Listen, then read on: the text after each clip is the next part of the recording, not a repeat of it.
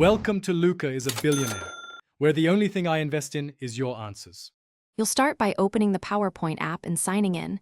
This links your files and enables autosave. Once signed in, pick a template or create a blank slide so you can work immediately. Make sure to allow file and camera access if you plan to add photos or video. Set the aspect ratio early because it affects layout and export.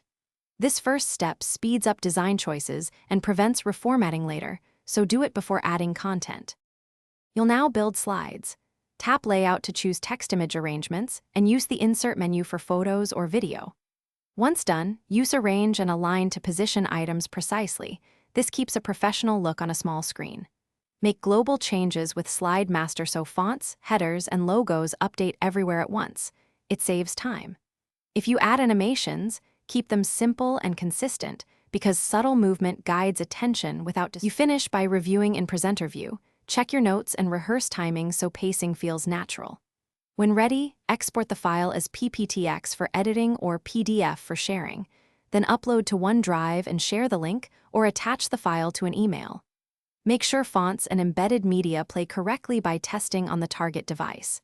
If something goes wrong, restart the app, install updates, and confirm network access. This resolves most sync and playback issues.